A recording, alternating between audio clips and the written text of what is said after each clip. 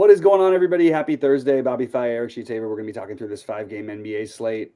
Good news is we got some of the news that we were wondering about. Halliburton is going to play. That was sort of the big one from earlier. And there aren't, knock on wood, an absurd amount of Q tags. There's still some, but they're not players. Tari Eason is one that could be somewhat, and Van Vliet's out, as I mentioned earlier. Somebody would sit for Houston. Van Vliet is out tonight, which is why they're underdog. But most of the other guys tonight are really not, other than Tari Eason. I feel like we have a lot of the information that we will need. That being said, we never know what the hell anybody else is going to do these days. But what are you sort of? I just did the projections right now, so I'm just going to take literally my first look at it. So you're telling me that Van Vliet is out, so you think that anybody's showing up there? Let's see. Or is it still just the Jalen Williams show? Let's just see what it looks like. Yeah, it still looks like the Jalen Williams show as far as the value goes, but there's Banton's looking a little better. Tyus Jones still 5.8, but it still looks very much the same. Like nothing is really sticking out here except for Jalen Williams and Banton. Yeah, and I agree. The Jalen Williams is, but I mean I think there's if he doesn't start, there are other routes to go because they may just try to go contrarian and go very small. It's interesting to me without their bigs that they're favored in this game against Cleveland. I know that these are the two best teams in the league, but kind of just surprised me. I like Cleveland plus the points for what it's worth without their bigs. I think it's going to be open season for the Cleveland guys, but at the same time, I do think this OKC team is so good and so deep it's hard to figure. But on the Houston side, I actually think that I think it depends on Tari Eason, which you'll have. Again, you won't have time unless you're playing like the Hardens and the Scoot Hendersons and all that later on. But as of right now, I think that it's hard to get on Houston, but I think Amen Thompson would be a terrific play if we do lose. And I actually think Amen Thompson's in play anyway. 8,100, very reasonable. I've been playing him at this price with Van Vliet playing. And I think Şengün is a really good play that the Sims just aren't getting to right now. But those are two that I don't mind manually adding some exposure to. I think the problem the problem is that you have the great, the great spot in Phoenix for both of those spend ups. You've got Cade, who looks good. You've got Shea, who looks really good. You've got James Harden with no Kawhi, which looks good. So that's why I think people aren't getting to the Houston stuff. But I think it might be worth a while to go out of your way to get a little bit of that. When Eason was out the last few weeks ago, I was always playing Cam Whitmore in his place. Eason's been out for the last months. I know, but we kept on waiting on him, and then whenever he got ruled out, I put Whitmore in. Is it still? Whitmore, I got to not playing a ton of lineups, but I got to 10% of them. He's got a reasonable projection. He's, they're deep as always. If Eason's out, his numbers are going to look better. But I think the one I really think that Amen Thompson is the right thing to do. This is the kind of game where I could see Amen just having 60 or something. I mean, he's like everywhere. He does absolutely everything except for shoot the three. And other than that, he's like a perfect role basketball player who's also the point guard. He's usually the point forward for them. Now he's point guard / point forward. So I mean, he's supposed to start at the 1 tonight, no matter what happens. So it's interesting because I would like to get some exposure to that late game. And I'm getting exposure right now to guys like Harden. I'm getting a ton of exposure to. I can always flip it around because I've got some Harden, I've got some Banton, I've got some Chris Dunn, I've got some Norman Powell. I have Scoot Henderson, Tumani Kamara, Ayton, even though I don't feel great about it. Shaden Sharp, Anthony Simons. There's a lot of guys I have in the later games where I feel like I'm going to have multiple opportunities to switch if Eason is in fact out and if we don't find out until after lock. Yeah, I got Jalen Williams, my top owned guy after running everything, and you know what? I hate to curse everybody, but I'm gonna have to play Zubac tonight. I think. I love it. Let's go Zub. Yeah, I apologize in advance for his game. That's interesting. Wow, that's a weird note that just came in while we were on air. Just Jimmy Butler not on the injury report for Friday. That's very strange. Is he still on the team? That's what's crazy is they suspended him but they kept him on the injured list as out, but they took him off the injured list, which is kind of what did they suspend him for? For detrimental to team activities because he demanded a trade and said he didn't want to play for them anymore. Oh. And they're trying to trade him, but I don't think many people want him that much unless he would just be a rental at this point. And is it worth it for some of these young teams to sort of mortgage their future? Like, why would, if you're Houston, you have 10 really, really good young players. You can give up 3 of them and still keep most things intact and get him. But I don't know if you want to mess with that. Also, you're probably not re-signing him because he's going to ask for way more money than he should probably get at 36 by the time he resigns. But yeah, for me, the guy, I actually have Harden currently as my highest owned player, which I'm fine with because, like I said, I have a lot in those later games, and I'm happy to shift around. The Clippers on a back-to-back here. By the way, that's another bet that I threw out there in my bets of the day for the site members. The fact the Clippers are 7-point favorites on the road against anybody on a back-to-back with travel without Kawhi, I just feel like seems like a good bet on Portland, but Portland's not a team you generally want to be betting on. Are you getting to much of the Iguodaro? Who? Osha Iguodaro from Phoenix. He directly probably benefits the most outside of Durant and Booker. I guess you could say Tyus Jones, but he's going to play more minutes probably. And what team is he on? He's on Phoenix. And they've got him at 24 minutes and a 21 fantasy point. I have him at 18.5 fantasy points and 6% projected ownership and 24 minutes and showing up in 0. Yeah, I think that I think there's room for upside on the minutes for what it's worth. Oh, nice. Okay, that's something that could. No, that's not. Yeah, he only played 19 the last game. He played 30 the game before that, but you're down. Bradley Beal. I think that there's just going to be more minutes to float around. Ryan Dunn also gets into foul trouble, so Iguodaro comes in there. They also can play him at the 5 in this matchup, or Durant at the 5 and him at the 4. So I think he's got some upside for his minutes, I guess is what I'm saying. So he was a guy who I actually am getting. That's cool. Is anybody going to play him? I doubt it, right? SaberSim's got him at 10% ownership, but they're giving me like 50% in the Sims because they've got him at 21 fantasy points. And it's literally those 3-point difference makes – I'm actually going to split your guys' projections on him. I think that seems like the right thing to do and see what it affects.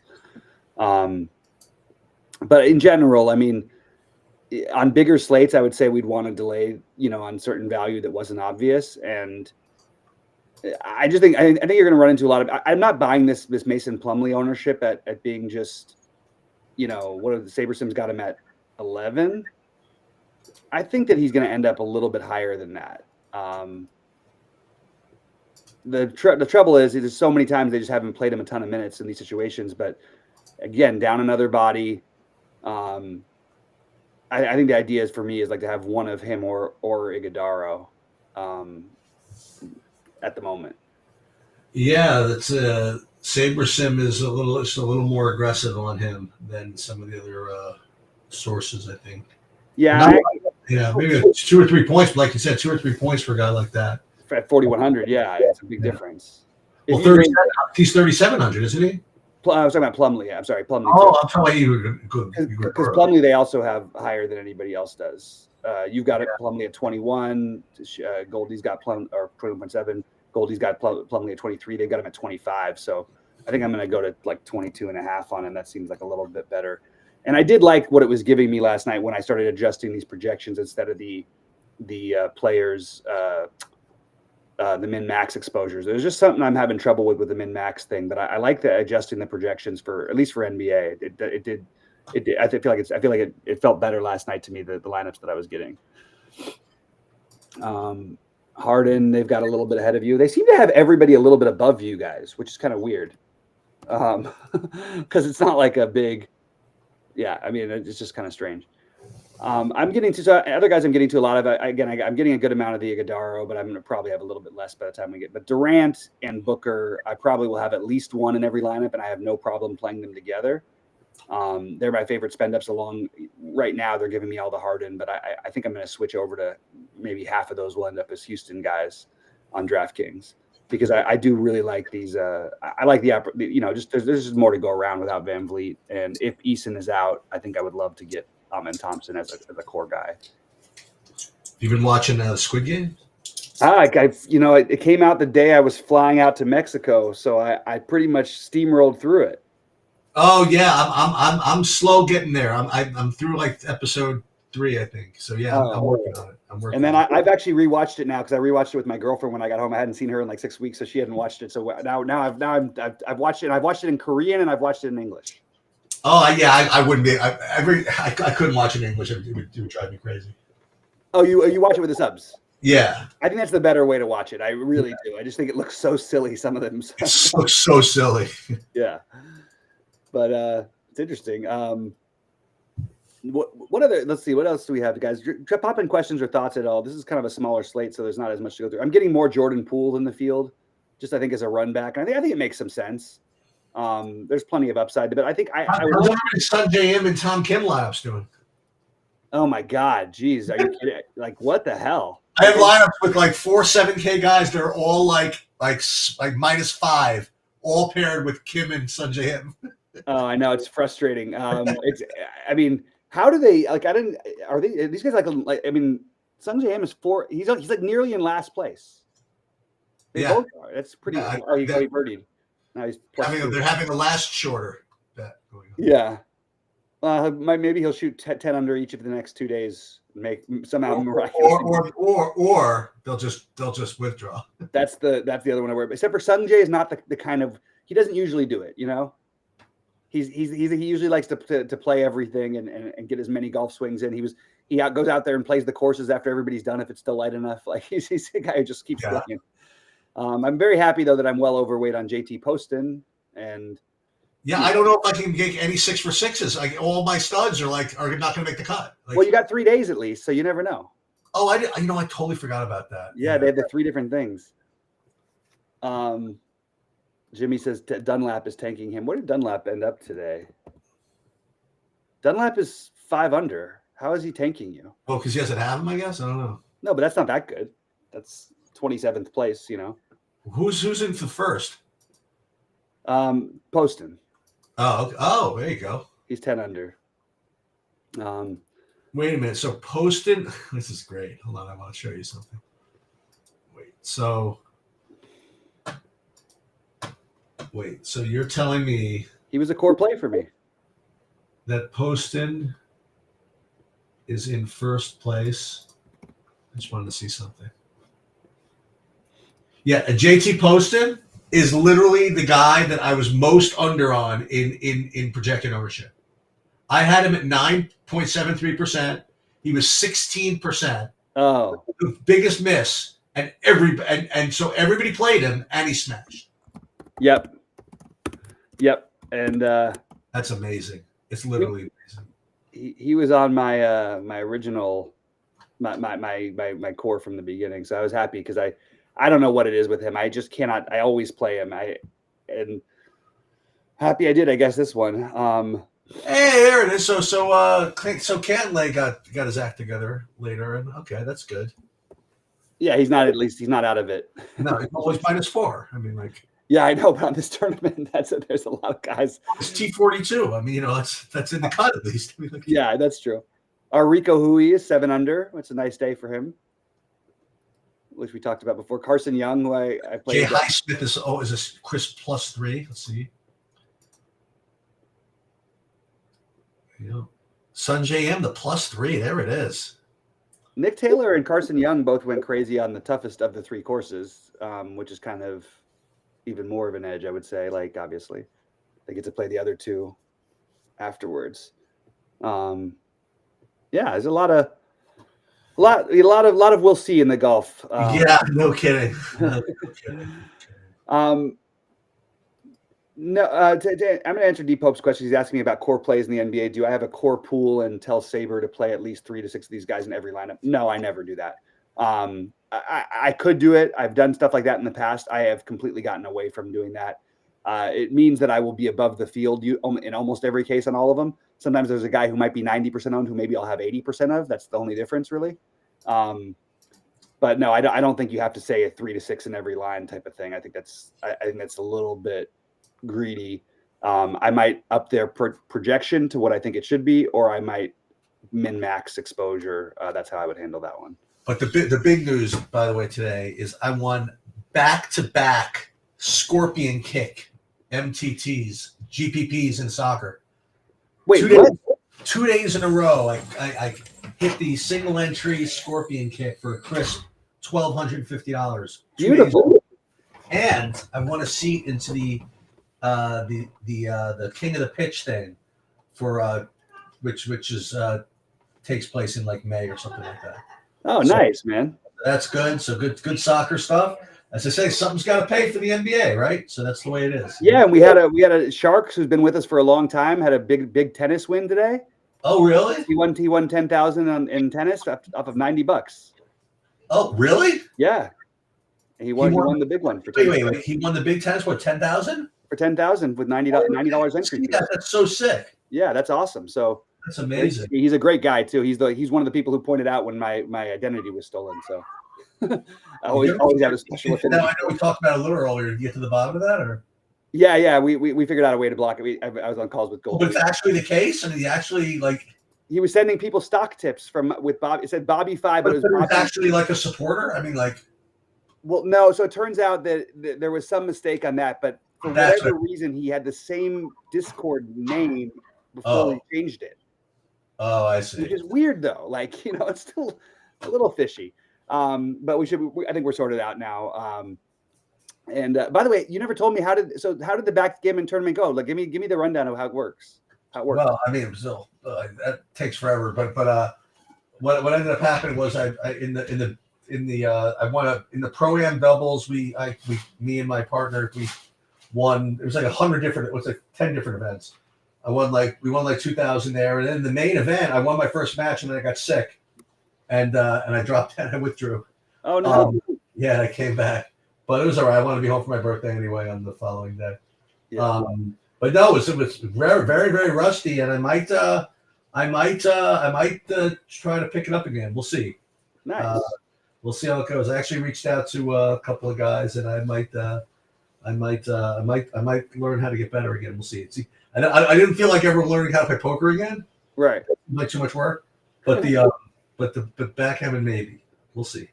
You know what's crazy is it's gotten so far the other way. My friends still play pretty big poker, so we talk. I mean, I get like my hour-long calls every week, and they're playing games. Oh, really?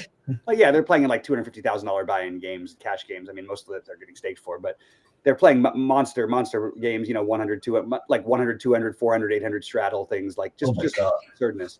But their whole thing is like, look, if you just go back to playing the way that everybody did 20 years ago, and everybody thought you were like they knew of you as a young guy or something like that. If you were just playing that way, you would have a huge edge over these guys. I'm sure. It's just because everybody's got this one track mind of thinking, Right. Yeah. We did this. I did the teachers asking about the Saturday NFL video. I did the Saturday NFL video already. I did the projections today. I don't know how to even segment them. I did it for just a 4-gamer. You know what I mean? So yeah. And I'll do a separate one for the Saturday. But then I'm not going to do a separate one for the Sunday until Saturday's done. So that's what's that's what I'm gonna do. But it's funny because DraftKings has monster tournaments for the 4-gamer, but FanDuel really doesn't. Right, it's weird. It's like totally different. I know. FanDuel's like really good for their Saturday slate, I think. Yeah, I'm trying to figure out what I'm going to do FanDuel wise. You like anything? I mean, like, is there any like mispricings or anything, or is everything really soft? I imagine. I think that what's really soft is that people are thinking because there's going to be snow that somehow the Bills and Ravens game is getting way under-owned. Well, I mean, the other thing is that I knew this was coming. My friend, my best friend Ted from LA, and he's pretty representative of like the public. I knew the text was coming. He's like, how are the Bills a home underdog? Oh, there it is. So that's coming in now. Yeah, exactly. Well, you know what worries me about that? I'm not worried about anything but the officials. I feel like the officiating has so much to do with these NFL games, and everybody talks about Kansas City. If you watch Buffalo play a lot, I don't know if anybody gets more calls than they do. I've never seen anything like it. It's wild. So that's what I'm worried about. Is it supposed to be just snow or wind also? They're expecting some snow as of right now. Snow, who cares? Snow is you need the wind with the snow, but snow, like you said, who cares? That's why I don't care about that one. And I think that people I'll say this: if Buffalo if it like really snows, if Baltimore can actually go in there and win that, I mean that's But Baltimore, I don't think the snow bothers them. Like it shouldn't, especially with Henry now. Like I don't think it's going to bother them With that that much. crowd and the thing, it'll be that's a tremendous game for a divisional week game. That's like the best matchup I've seen in years. I think it's one of the best there's been. Yeah, I mean, yeah. Especially when you factor in the 2 MVP candidates who are basically neck and neck. I don't remember any others. I mean, if you told me that was the AFC Championship game right now, I wouldn't doubt it. No, of course, absolutely. And I'm like, oh, yeah, that's right, Kansas City. But like, I've never even thought of Kansas City as being the best team like the whole season. Right. Even though they never lose, it's like right. I know I'm a little worried now that Baltimore became such the sharp play that now, I mean, it literally switched overnight. It started off as 1.5 Buffalo, and then it switched over like the next morning. It was 1.5 Baltimore. All right, what's up to MJ in chat? Good to see you, buddy. I'm gonna do my normal thing where in Discord where I again I want to remind everybody that I'm going to, for all of our site members for our premium channel, I'll just do a live. It's just for this premium voice thing. You'll get a note. You'll see a little thing down at the bottom of your screen in the Discord, and you can just jump on and join. You can ask me questions. You can write me questions. You can tell me what you think about what I'm doing. But I'm gonna do some late swap stuff for the later games tonight. Nice. And try to keep that going every night. But once we get done with the fire stuff, it actually got a little crazy. I didn't know what I was going to be able to play tonight because they told we were going to go volunteer again and donate stuff, and now they're actually there's so many people donating, they don't want anything but brand new clothes anymore. Oh really? So you can't even donate anything that's been used, and they don't want they have too many people at most of the places, and people are now adopting all the animals, which is great, but it's just it's wild. It's nice to see the community coming together, but it's all these things that you want to kind of try and help out. It's like, oh, you can't even do it if you want to. All right, I gotta go in like 5 minutes, so I'm gonna get out of here. Good luck, everybody, and I'll catch you tomorrow. Yeah, I'll stick around for just a little bit. Talk some FanDuel. Good luck, Sheets. Have a good night, man. All right, so just I didn't really talk much FanDuel before, so I'll just say where I'm at, sort of FanDuel wise. It's a little bit different. Some of the pricing's a little bit different. Again, the Iguodaro thing is popping up for me a little bit more than it is for Sheets. I don't know what I'm going to do with that one yet. I think I'm going to lower his projection just a tiny bit and see where I end up. James Harden, again, showing up for me quite a bit over there. Scoot Henderson is the biggest difference because he's 51 versus 58, and obviously there's more room on FanDuel. So Scoot Henderson, who's been, he was unbelievable the other night. By the way, can I get some love for my Mark Williams call last night? I said without Nick Richards, Mark Williams is going to go nuts, and you should play him with Gafford, and I just didn't end up doing it except for like in a couple lineups. But Mark Williams was the nuts. He was on the winner. And by the way, Keaton Wallace was not on the winner somehow, which is completely shocking. I don't know if I've ever seen a guy 40% owned or whatever he was, 38% owned, who puts up, almost 20x and is not on the winning lineup in a tournament with a bazillion people. Just crazy. Absolutely crazy. So those are the main differences on FanDuel where the Scoot Henderson, I think Harden maybe looks even a little bit better over there. I'm going to take Plumlee off of my core plays right now, just for what it's worth, because I think it's I am starting to lean a little bit with Sheets, where I just think there's other value you can use that you don't need to necessarily sell yourself all in on Plumlee here. So I'm going to take him off on both sides because I did initially have him, and I just don't think you need to do it. I think I'd rather actually take a shot with Jalen Williams on FanDuel and obviously Jalen Williams on DraftKings. And I don't have Plumlee on DraftKings as much, but so I'm going to rebuild and go from there. I will update everybody who's thank you, Jimmy. Update everybody who's a site member in the Discord. Again, shout out to Sharks for taking down the tennis slate, and let's keep making some money, guys. I had a good night last night. Let's keep it rolling tonight and into the weekend with some football. So good luck, everybody. We'll talk to you guys soon.